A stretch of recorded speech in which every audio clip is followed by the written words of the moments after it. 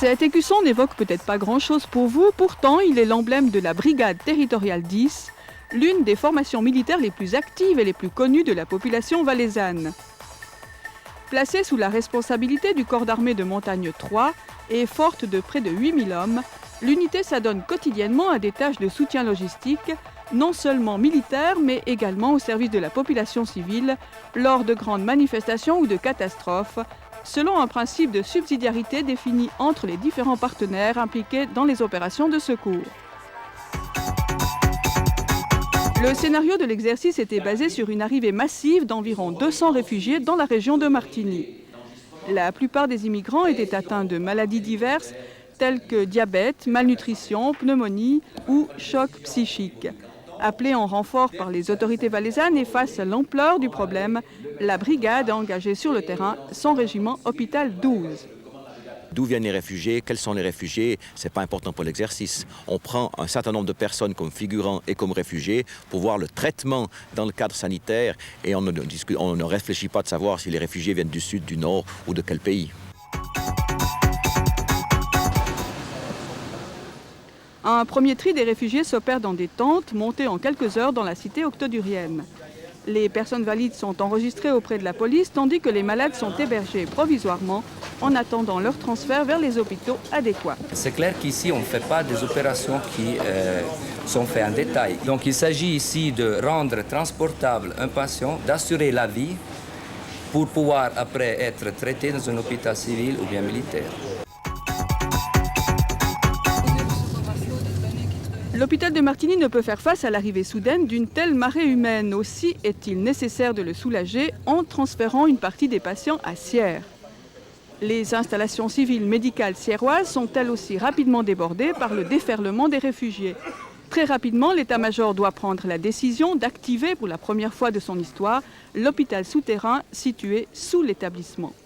Permettant l'accueil d'environ 500 patients, le site protégé peut être mis en service en 48 heures. Doté d'une infrastructure certes simple mais complète, il se compose également d'un centre de tri, de 4 blocs opératoires et d'unités de soins. Durant 3 jours, militaires, femmes, enfants et écoliers apprennent la cohabitation en situation de crise. Les contacts entre le militaire et le civil ont pu être exercés.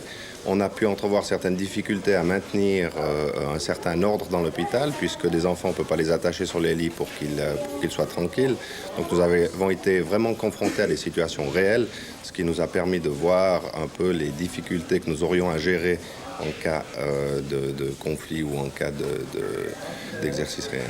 Aux urgences, ça allait, la plupart étaient malades, donc ils passaient en salle de soins direct depuis le triage, ou bien en ambulatoire, ou bien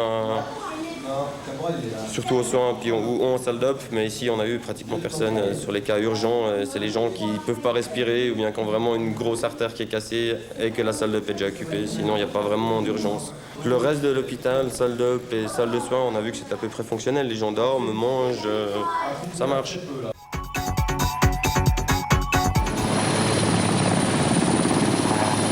Malgré les efforts du régiment, l'hôpital de Sierre affiche complet à son tour. Plusieurs dizaines de patients, dont beaucoup d'enfants, doivent être transférés par la voie la plus rapide à Châteautorf, dans le canton du Ry. L'aviation met des hélicoptères de type Super Puma à disposition des troupes sanitaires. L'exercice Frontera a nécessité de nombreux mois de préparation et de gros efforts en matière de coopération avec les autorités civiles. Cet aspect de la gestion des situations de crise constitue pour l'armée un défi qu'elle doit gérer tout en continuant à s'adapter à l'évolution des risques, peut-être impalpables, mais pourtant bien réels. La menace militaire est plus ce qu'elle était en 1989, par exemple. Par contre, les risques ont augmenté, qu'il soit des catastrophes naturelles, que ce soit le terrorisme, que ce soit des manifestations dans le domaine économique, des problèmes de disette, etc., etc. Ce sont tous ces risques qui, aujourd'hui, sont là et il faut se préparer au cas où.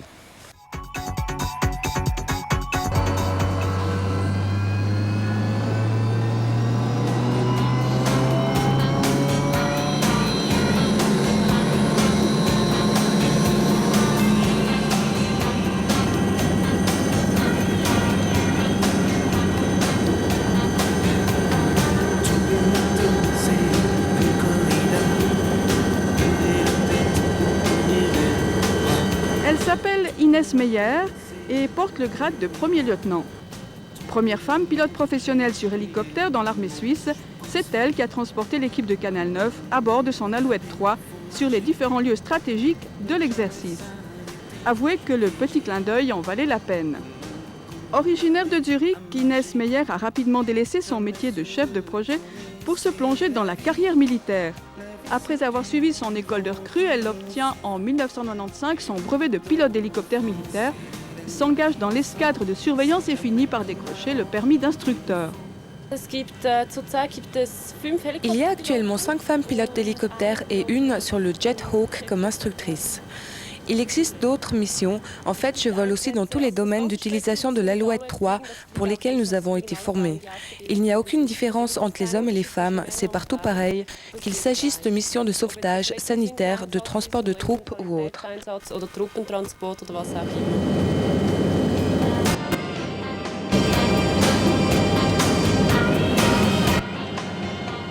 L'année prochaine, Inès Meyer accomplira son stage de formation aux commandes du Super Puma. Les machos de service n'auront qu'à bien se tenir.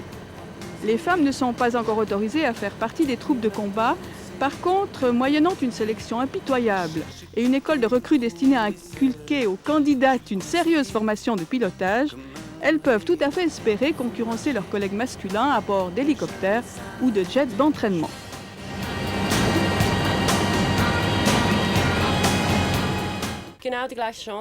Elles ont exactement les mêmes chances.